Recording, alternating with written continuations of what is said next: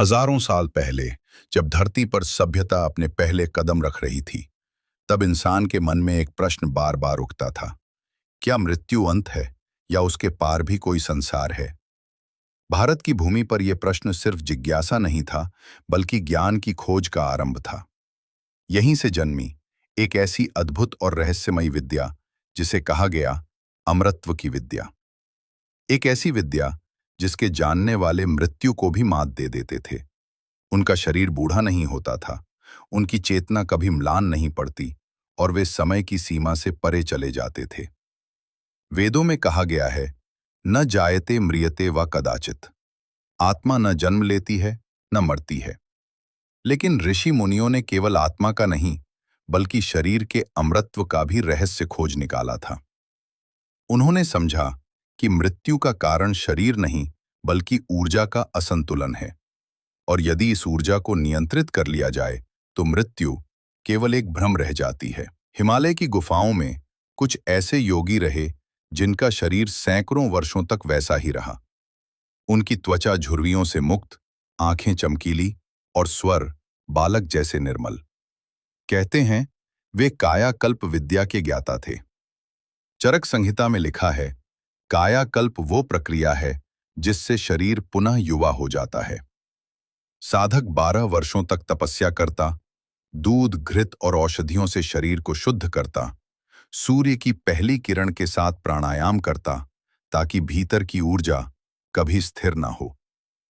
तीसरे वर्ष तक उसका चेहरा बदलने लगता, 5वें वर्ष तक हृदय नया हो जाता और 12वें वर्ष तक वो मृत्यु से मुक्त हो जाता। कहते हैं तब उसके शरीर की कोशिकाएं नवजीवन की ध्वनि में कंपन करने लगती और शरीर समय के प्रवाह से अलग हो जाता। पर अमरत्व की ये विद्या केवल औषधियों से नहीं मिलती थी। इसके लिए साधक को अपने भीतर के भय, अहंकार और इच्छा को समाप्त करना पड़ता था, क्योंकि जो मृत्यु से डरता है वही उसे आमंत्रित करता है। ऋषियों ने कहा, जो मृत्यु को स्वीकार कर लेता है वही अमरत्व को प्राप्त करता है। योग में कहा गया, प्राण ही जीवन है, मृत्यु प्राण की गति का रुकना। साधक जब प्राण की गति को नियंत्रित कर लेता है, तब वो मृत्यु के पार चला जाता है।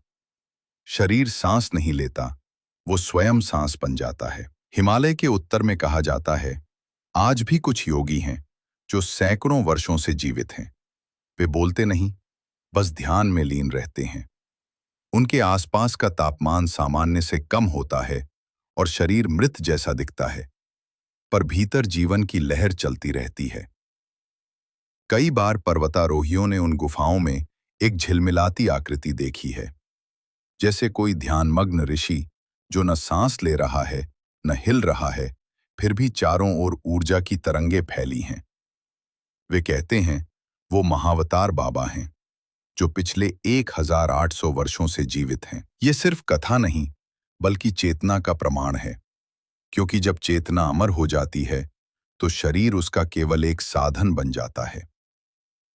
तंत्र और रसायन ग्रंथों में अमरत्व को पारद सिद्धि से जोड़ा गया है। पारद यानी पारा। कहा गया कि जब पारे को विशेष यौगिक ऊर्जा से चार्ज किया जाता है, तब वो जीवनदायी कंपन उत्पन्न करता है। इस सिद्ध पारे को कहा गया रस बिंदु, और जिसे ये प्राप्त हो जाता उसका शरीर बूढ़ा नहीं होता था। महर्षि नागार्जुन ने इसी विद्या से 300 वर्षों तक जीवित रहकर अनगिनत शिष्यों को रसायन विद्या सिखाई। उन्होंने कहा, अमरत्व औषधि से नहीं, आत्मज्ञान से मिलता है। आधुनिक विज्ञान अब यही कहता है, अगर हम कोशिकाओं की मृत्यु रोक सकें तो जीवन काल अनंत किया जा सकता है।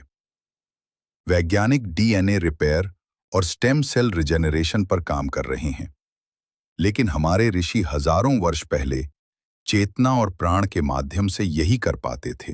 विज्ञान शरीर को बचाना चाहता है, योग आत्मा को जागृत करना चाहता है। विज्ञान उम्र बढ़ाता है, योग मृत्यु मिटा देता है। पुराणों में भी अनेक ऐसे अमर योगियों का उल्लेख है। तो दोस्तों, अगर वीडियो पसंद आई हो तो सब्सक्राइब करें। मिलते हैं अगली लाइफ चेंजर वीडियो के साथ।